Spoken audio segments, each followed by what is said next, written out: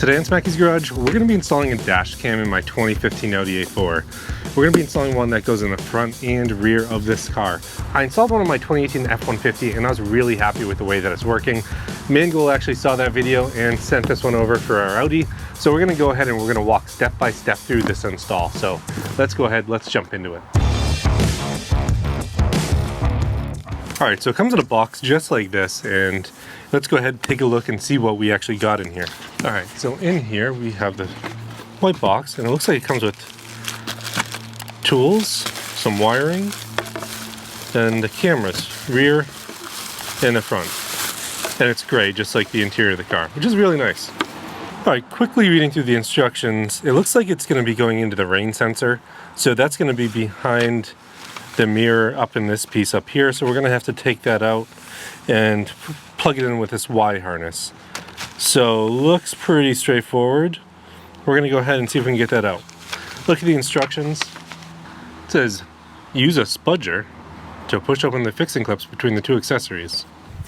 Alright, so it says to use a spudger, whatever a spudger is, to do this, but it says to push these in and then pull this down, which you don't need to use a spudger. It looks like you can just literally use your fingers. And then we're going to pull this out.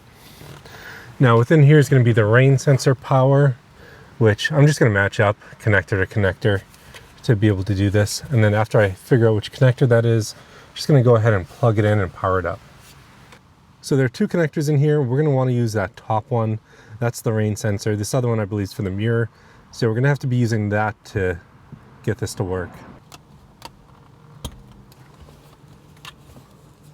So simple enough. I'm just going to pull it out, figure out how it goes into here, and then plug this wire back in to retain the rain sensor.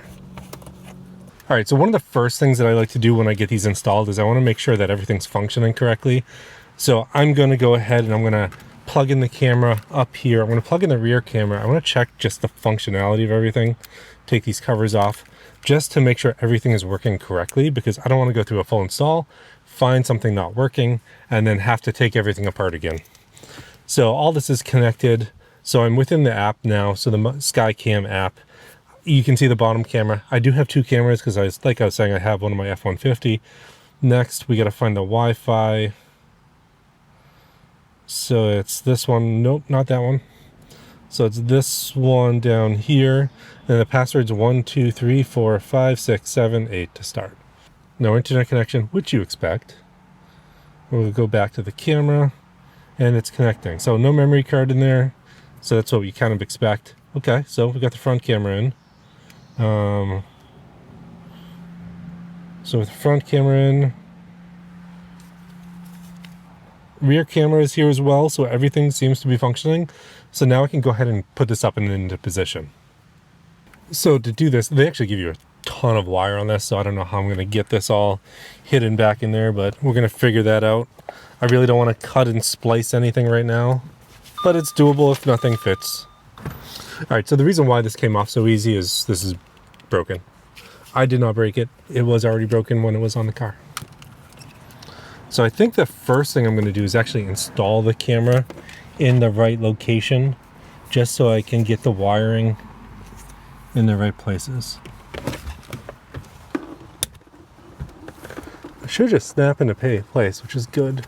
Right way to do this, which really isn't clearly articulated in this, is to actually take out the screw that's in here, so you can pull this down some and get a little bit more room. And then after you do that, there's much more room to work back here with the wiring and push everything up in. And after that is in, we're going to go ahead and put this piece back in. I'll shut that for now. And this should just drop it in place.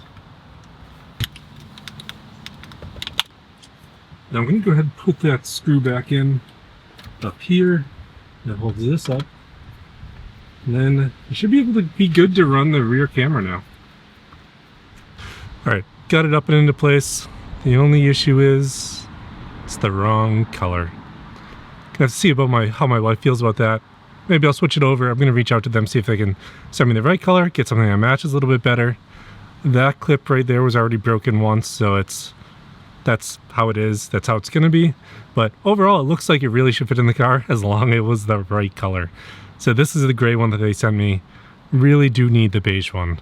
Now, I'm gonna go ahead and run that rear camera now. Now one of the nice things about the kit is they also give you the SD card that goes with it. So you can just plug it in. Should be good to go. All right, now we're gonna run the rear wire of the camera, and to do this, we're gonna run it up around here, all the way around back. So I'm gonna pop this little airbag thing out, just so I can loosen the screw up. Now with that loosened, I can see a Torx in there, and that's what I'm gonna loosen up. I'm not gonna take it out all the way, just to pull this out so I can get this wire around. Now for this install and getting the dash cam to the rear, it was much harder than my F-150. I had to take out a screw up front and some of the screws at the side to be able to fish the wire through. If you have a wire pulling tool, it could make this part a lot easier than just trying to tuck it up. And in the end, I was able to get it through. Might not be the cleanest install, but it works. All right, now we have everything fully installed. I was able to run the rear camera all the way across the top here, around the back, avoiding the airbag areas, and then out to the back, to this back windshield, and that's where it's gonna stay. Now that it's installed, it was pretty seamless install. Now the important thing is up front, make sure you tuck those wires in. You have to take down the headliner a little bit by removing that Torx screw, and then work your way out back so that you have the camera out in the back windshield, out of the way. It is hard to get the wires all the way back. Sometimes you have to take apart some panels. Really was hard to capture on camera just because I have car seat and everything in here, but the install overall wasn't too bad. So let's go ahead and try it out for a few weeks and see how it works on the road. Now, looking at the dash cam, it does just as well as the dash cam that I put on my F-150 did, and that's exactly why I wanted this one. The picture is crystal clear and looks phenomenal. Both on the front, as you see here, and on the rear, as you're seeing here. And here you can see in the early morning, so this is actually 5 a.m. when the sun is just coming out, it's still pretty bright on the camera, and the quality of it's good. You can see front and rear looks good. And then in traffic, you can clearly see license plates all around you, just in the front of the car, as well as in the rear of the car. And this is exactly what I'm looking for, something that can capture cameras well. Now let's go ahead and take a look at some unedited audio. All right, well, I guess I'll let you go. Okay. All right, well, have a fun day. Thanks, I'll talk to you later. All right, bye. Bye. Bye. Okay, so we've had the camera installed for a little while now, and the quality of it is great. Having the cameras work in tandem is perfect for when my wife is commuting into Boston.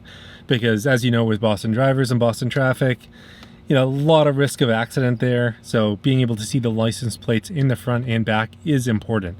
Now, I've been really happy with a Mangoal camera in my truck. I'm glad that I have this one in the Audi here. I'll make sure it's linked in the description below. Just make sure you get the right color for your vehicle, unlike I did. Thanks for tuning in to Smackey's Garage this week. I'll see you next time.